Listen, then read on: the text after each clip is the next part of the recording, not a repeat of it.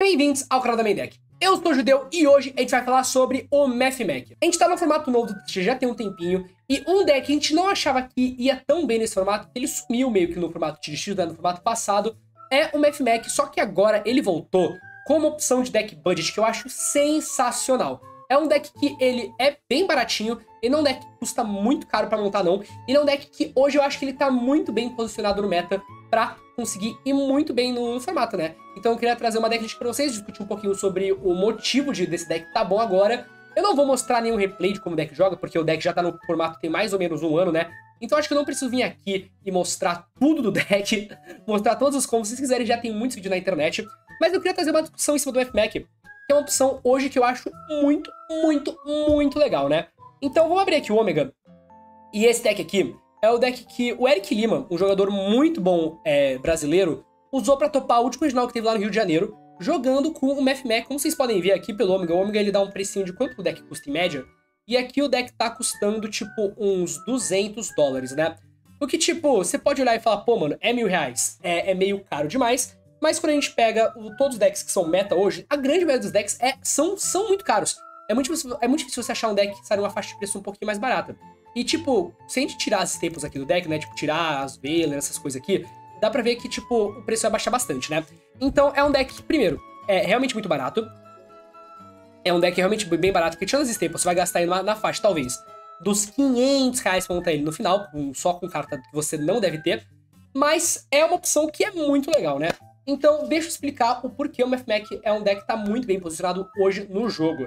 Tipo, o que fez o MathMech sumir no último formato foi a existência de duas coisas diferentes.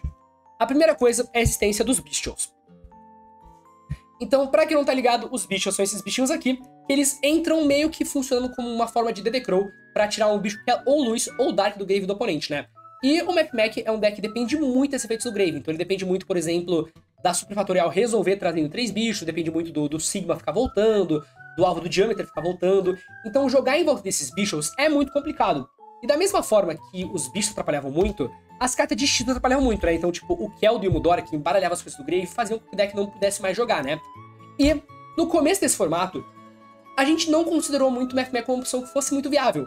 Porque a gente pensou, pô, mano, tem o deck de Branded, e o deck de Branded hoje, que é um deck que vai ser um dos melhores decks do formato, vai estar lotado de Bestial, então o MathMech não vai conseguir ir muito bem por conta disso, né? Só que uma coisa muito interessante tá acontecendo no metagame hoje, que é que o Despia, ele tá meio que sumindo. Tem muito pouco Branded jogando, e tem muito pouco Branded indo bem nos torneios, e os Branded, quando eles jogam, eles usam muito pouco Bestial. Porque os Bestials, no geral, não são muito bons mais, porque, né, não tem mais Ultimamente, que é um deck que depende muito dos bichos do Dark no Grave. Então, tipo, se a gente pegar lá todos os matchups dos Bestials, os Bestials hoje no formato, que tem, sei lá, os principais decks são o Castira, o Sprite, o Labre, o Branded e o Naturia, tipo, eles só fazem alguma coisa contra o Branded em si, que, como eu falei, não tá tão popular assim, né? Então, o MathMech, ele meio que entra nesse formato agora como uma opção que é um pouquinho surpreendente, e tem muita gente jogando com isso. Então, se você abre o Dueling Book, por exemplo, eu vi muita gente em mesa bem alta do Dueling Book, pessoal lá do top 10 do DB, jogando de MathMech, indo muito bem com o deck. Porque os principais counters do deck não estão mais no formato. E é um deck que tem muita qualidade positiva, né? Então vamos passar aqui pela decklist que o Eric usou no torneio, e eu quero dar a minha opinião do porquê eu acho que esse deck consegue ir tão bem assim, quais são as qualidades positivas dele, né?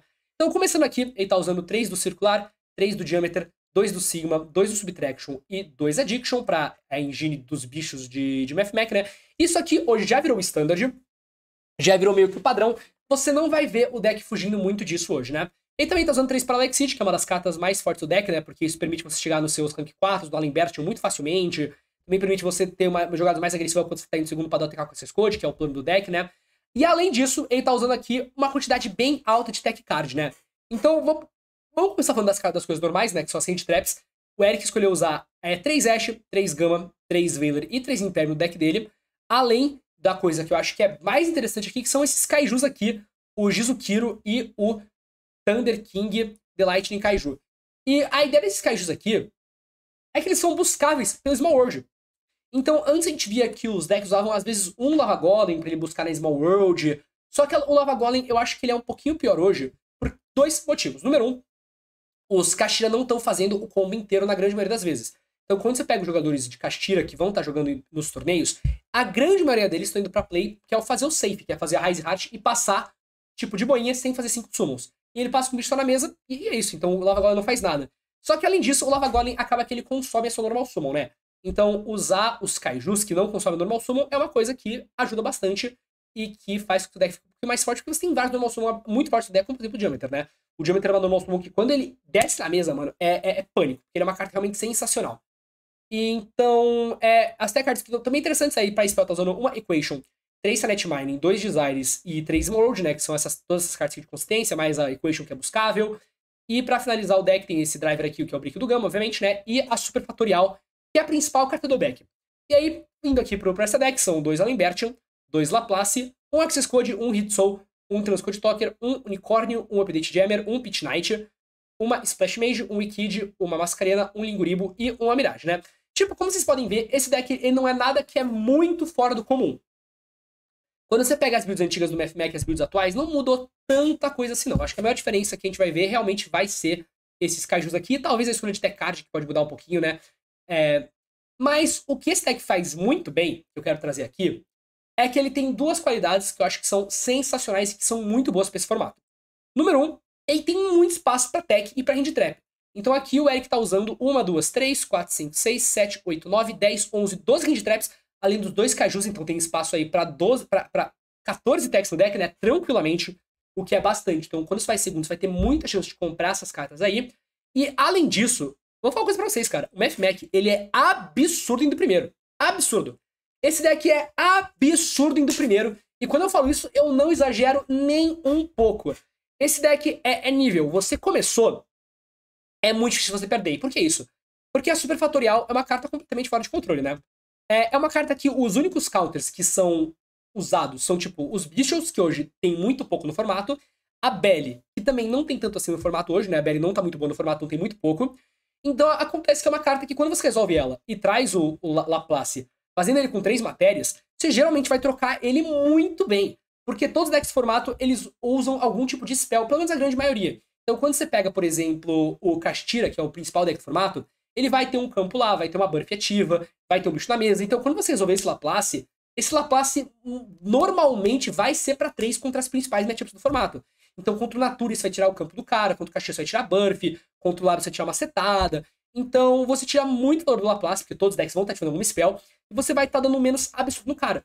E esse é um deck que consegue, tipo, jogar muito bem no primeiro por conta disso. É um deck que é bem resiliente pra hand trap, porque é um deck que é meio difícil de você parar, porque, digamos que você negue o circular, você negar o circular não vai fazer muita coisa, porque ele já vai ter 2 bichos na mesa, vai fazer o Alimbertian, vai chegar no Diameter, e caso você consiga parar tudo, ele ainda muitas vezes consegue passar o Kitson na mesa comprando card. E com essa quantidade absurda de hand trap, ele sempre vai ter interação pra dar no turno do cara. O que é uma coisa que é muito, muito legal desse deck no formato.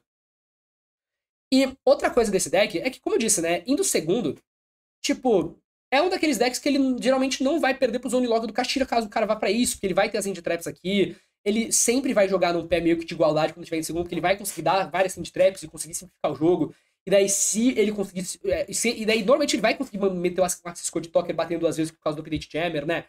Então, é um deck que eu acho que é muito legal. E eu acho que esse é o deck que é um deck mais subestimado do formato inteiro. Porque é um deck que hoje eu olho e falo, caralho, mano, esse deck é realmente sensacional. É uma opção que é bem barata, porque, como eu disse, né? Tirando as staples, você não deve gastar muito pra montar esse deck. Acho que você gastaria na faixa dos R$500. O que eu sei que vai ter gente que vai falar nos comentários, pô, Judeu, você acha R$500 pouco dinheiro? Não, eu não acho R$500 pouco dinheiro. Mas pra você montar um deck que é meta e que eu acho que é realmente muito bom, comparativamente com os outros, acaba saindo por uma faixa de preço bem mais acessível, né? O que é legal, e também imagino que muita gente já tem um FPack montado lá no formato da Power of the Elements, lá do ICS Rio, que aconteceu no Brasil, né? Então é um deck que eu acho que é muito legal. Eu queria vir aqui trazer ele pra vocês, dar minha opinião sobre isso, e também pedir a opinião de vocês sobre esse deck. Vocês acham que o FMAC é tão bom assim? Vocês acham que eu tô aqui dando um hypezinho a mais no deck? Porque a minha opinião sobre esse deck é que ele é realmente fenomenal. Eu acho que é uma opção que você não pode ignorar. Acho que a partir desses últimos tempos, você tem que começar a considerar muito mais o FMAC no seu deck build, muito mais no seu side, muito mais quando você vai pensar, pô, mano, quais é que eu vou jogar contra? FMAC, deixa eu pensar o que eu vou fazer contra o FMAC, pelo menos, tá ligado? Então, é isso. É um vídeo um pouquinho mais curto. Pra quem não sabe, eu já estou em Bogotá pro ICS Rio, então esse vídeo está sendo gravado antes. Então, por isso que não deu pra fazer uma coisa um pouquinho mais cheia de replay e tudo mais. mas eu também acho que não precisa de tanto replay assim, porque a MF Mac é um deck que acho que todo mundo já conhece, todo mundo já manja de como funciona, né? Então muito grato por assistir esse vídeo, como sempre, deixa aquele like, ajuda demais, demais, demais mesmo. Se inscreve no canal, que dá aquela força. Tamo junto, valeu, falou e é nóis. Tchau.